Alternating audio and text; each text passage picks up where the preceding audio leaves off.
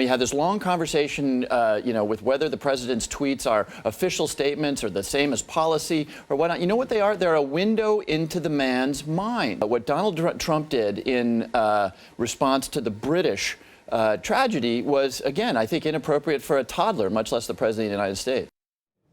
Now, President Trump's latest series of tweets about the London terror attack apparently didn't sit too well with our U.S. Representative Jim Himes, because he unleashed a tweet storm of his own that has now gotten some national attention. And he joins us now on the phone to talk more about it. Congressman, thank you for joining us. Now, we have not seen a lot of these tweets, so we're going to read through them and get your reaction to them as we go. And we are going to start with the first tweet by President Trump referring to the London terror attack, when he said that at least 7 dead and 48 wounded in terror attack. And the mayor of London says there's no reason to be alarmed. Now, we do know at this point the mayor, Sadiq Khan, was talking about increased police presence, not the attack itself. Nevertheless, Mr. Himes, you said criticizing the mayor of a city recently attacked by terror is appalling. Donald Trump is not qualified to be the mayor of a small town. First of all, why this strong rhetoric right now? Well, for at least 2 or 3 reasons. Number one, forget about parties, forget about, any of the partisan dialogue. It's not acceptable for anybody in a moment of great pain for a leader of a city like London that has just been attacked. For the President of the United States, much less anybody, to be criticizing them, and then to be criticizing them for something they didn't say. As you pointed out, the mayor made the case that you're going to see a lot of armed police around. That's not something that the British are used to. British police don't carry guns for the most part. And so here's the mayor just saying you're going to see a lot of armed police around, no cause for alarm. And the President of the United States criticizes him for doing so under a misunderstanding. I mean, if your frat brother from sophomore year in college did that, you would be appalled by it. But no, supposedly the most powerful man in the world does it, and we're supposed to sort of accept this as normal course of events. It's just bizarre. Okay, the next series of tweets we'd like your reaction on. When President Trump said, "Do you notice we're not having a gun debate right now? That's because they use knives in a truck." You replied back, "Completely delusional. I don't know how people like McMaster, Mattis, Conan Powell can serve this, if I may use Trumpian quotes, man." Now, I want to word this question very specifically. Content aside, why the rhetoric? Why are you going after his manhood? Is this the only way to break through these days? Because it doesn't seem like this is any more appropriate of proper etiquette than what the president is tweeting out. Sure, and I'll answer that very specifically. I wasn't going after his manhood. The concept of man, as I used it, was an adult, mature person of integrity, somebody who knows that when your ally and your friend is down, what you do is you say, "I'm terribly sorry, how can I help?" You don't decide to use the deaths of a bunch of Londoners, people who really are internationally our brothers and sisters, as a platform to talk about your travel ban, as a platform to talk about gun control, or even worse, as a way to criticize a guy who happens to have a Muslim last name. This to me is echoes of Khizr Khan. We remember that story, right? Father who lost his son, who had been a member of the American Armed Forces, a Gold Star father, and then attempting to be president of the United States, attacked the man. I mean, again, we just forget about parties, forget about politics and partisanship. At some point, we need to step up and say, this is not behavior we would accept from our teenage kids. And we need to stand up as Americans and say we're a great country, and part of what that means is we're going to expect the best of our president. So what do we do? We're going to show some more tweets, too. But at this point, what do we do about it? Because in the next series of tweets, you go on to say that the president is dangerous. Is that just rhetoric, or is there something we need to do?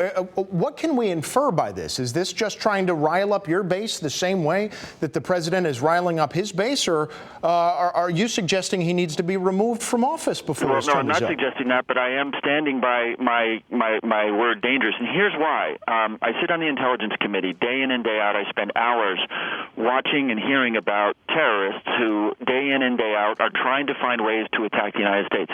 Not because a bomb in Boston or because a shooting in Orlando or any other event is going to suddenly bring the United States to a close. What they count on is that if there is a terrorist event, that the response of the leadership and the response of the American people will be unhinged. That instead of saying what London said, which is we're going to draw together, we're going to, in the classic phrase of the British, keep calm and carry on, that Americans will freak out. And those people, and there are a lot of them around the world who wish us ill, just saw the President of the United States respond to an attack in London in exactly the wrong way.